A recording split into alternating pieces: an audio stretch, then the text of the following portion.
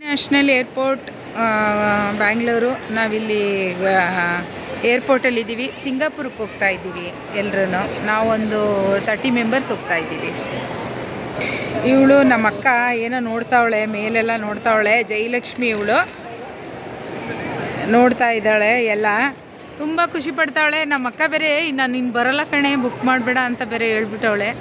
ಅದೊಂದು ಬೇಜಾರಿದೆ ನನಗೆ. ನಾವು ಇವಳನ್ನ ದೀಪಿಕಾ ಅಂತ ಹೇಳ್ತಾರೆ, ನಾವು ಸೋನಿ ಅಂತ ಹೇಳ್ತೀವಿ.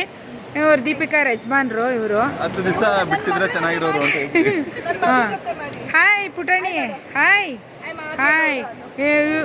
ನಾನು ಇವರಿಬ್ರು ಸೇರಿ ಓಲ್ಡ್ ಈಸ್ ಗೋಲ್ಡ್ ಅಂತ ಒಂದು ಗ್ರೂಪ್ ಮಾಡೋಣ ಅಂತ ಹೇಳಿದ್ವಿ. ಹೌದಾ ಸೋನಿ? ಹೌದಾ? ಏನು ಸಿಂಗಾಪುರ್ಗೆ ಪ್ಲಾನ್ ಮಾಡಿದ್ವಲ್ಲ, ಹೇಗೆ ಏನು ಚೂರು ಹೇಳ್ತೀಯಾ? ಏನು ಅಂದರೆ ಜಸ್ಟ್ ನಾನು ಒಂದು ಹೇಳ್ತೀನಿ. ಲಾಸ್ಟ್ ಇಯರ್ ನಾನು ಥೈಲ್ಯಾಂಡ್ಗೆ ಹೋಗಿದ್ದೆ. ಸೊ ಹಾಗಾಗಿ ಎಲ್ಲ ಹಾಗೆ ಡಿಸ್ಕಷನ್ ಆಗುವಾಗ ಒಂದು ಸತ್ಯನಾರಾಯಣ ಪೂಜೆಯಲ್ಲಿ ಮೀಟಪ್ ಆಗಿ, ಸೊ ಎಲ್ಲರೂ ಒಟ್ಟಿಗೆ ಹೋಗೋಣ ಅಂದ್ಬಿಟ್ಟು. ಸೊ ಈಗ ಅದು ಒಂದು 6 ಮಂತ್ಸಿಂದ ಪ್ಲ್ಯಾನ್ ಆಗಿ ಅದು ಸಕ್ಸಸ್ ಆಗಿದೆ. ನೋಡಿ, ಇವ್ರ ಅಮ್ಮ, ಈ ಹುಡುಗಿರ ಅಮ್ಮ ಅಂತೆ. ಅಮ್ಮನ ಅಕ್ಕನ ಅಮ್ಮನ ನೋಡು ನೋಡು. ಹೌದಾ? ಹಾಗಾಗಿ ಹೌದಾ? ಈಗ ಇಮಿಗ್ರೇಷನ್ಗೆ ಹೋಗೋಣ ಎಲ್ಲರೂ.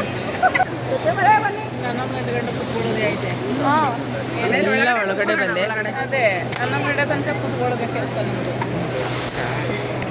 ಬಾಯ್ ಬಾಯ್.